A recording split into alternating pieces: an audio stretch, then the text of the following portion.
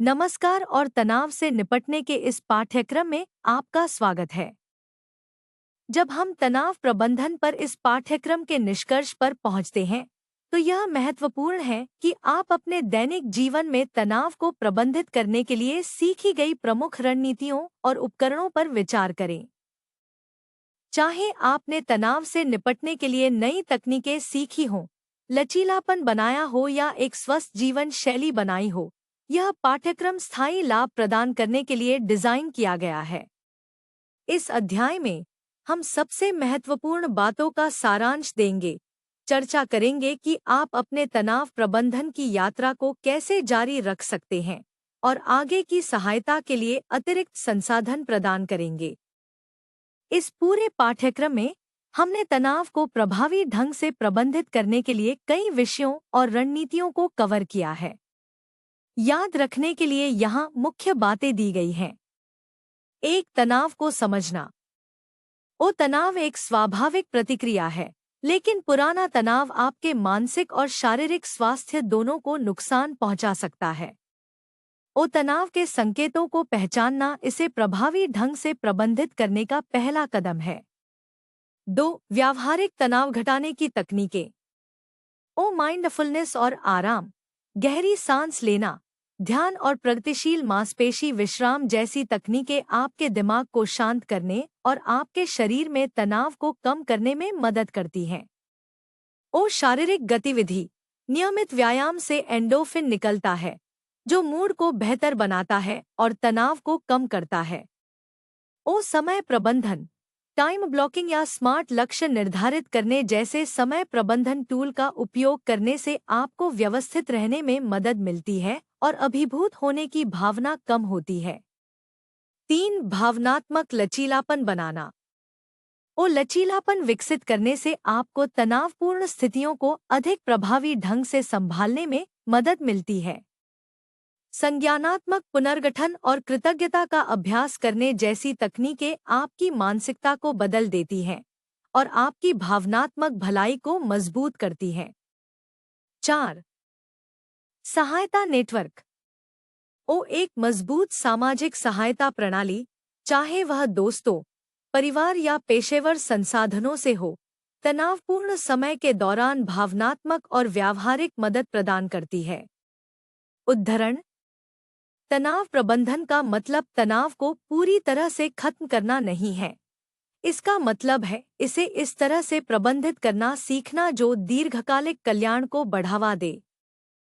तनाव प्रबंधन एक निरंतर चलने वाली यात्रा है।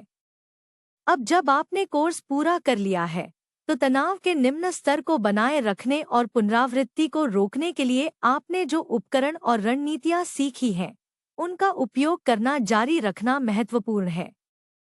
1. तनाव प्रबंधन को अपनी दिनचर्या का हिस्सा बनाएं। माइंडफुलनेस, जर्नलिंग या व्यायाम जैसी दैनिक या साप्ताहिक प्रथाओं को अपनी दिनचर्या में शामिल करें। दीर्घकालिक तनाव प्रबंधन के लिए निरंतरता महत्वपूर्ण है। सुझाव। छोटे, प्रबंधनीय चरणों से शुरू करें, जैसे कि दिन में 10 मिनट ध्यान या दैनिक आभार अभ्यास, और धीरे धीरे आगे बढ़े। 2. प्रगति पर नियमित रूप से चिंतन करें। यह आकलन करने के लिए नियमित रूप से अपने आप को जांचें कि आप तनाव को कितनी अच्छी तरह से प्रबंधित कर रहे हैं। क्या ऐसे क्षेत्र हैं जहां आप अभिभूत महसूस करते हैं?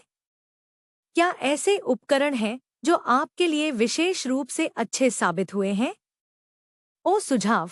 अपनी भावनाओं को ट्रैक करने, ट्रिगर्स को नोट करने और प्रगति के क्षणों का जश्न मनाने के लिए एक तनाव जर्नल रखें। 3. आवश्यकतानुसार अनुकूलन करें। तनाव प्रबंधन एक ऐसा समाधान नहीं है जो सभी के लिए एक जैसा हो। जो आपके लिए अभी काम करता है वह जीवन की परिस्थितियों के आधार पर समय के साथ बदल सकता है। नई तकनीकों को आजमाने और अपनी दिनचर्या को आवश्यकतानुसार समायोजित करने के लिए तैयार रहें। 4. तनाव की पुनरावृत्ति को रोकें। संभावित ट्रिगर्स को बढ़ने से पहले पहचानें और तनाव को बढ़ने से रोकने के लिए सक्रिय कदम उठाएं। टिप। उच्च तनाव अवधि के दौरान खुद को जांचने के लिए रिमाइंडर सेट करें, जैसे कि प्रमुख समय सीमा या जीवन में बदलाव से पहले। यदि आपको कभी ऐसा लगे कि आपको अतिरिक्त सहायता की आवश्यकता है, तो आपके तनाव प्रबंधन की यात्रा को जारी रखने में आपकी सहायता के लिए कई संसाधन उपलब्ध हैं।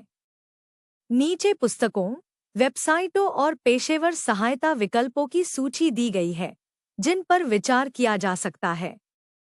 एक पुस्तकें।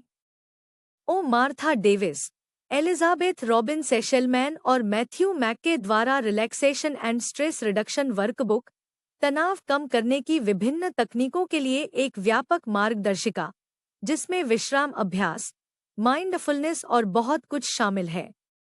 ओ एकहार्ट टॉल द्वारा द पावर ऑफ नाउ, वर्तमान क्षण में जीने और तनाव कम करने के लिए माइंडफुलनेस विकसित करने पर केंद्रित एक पुस्तक।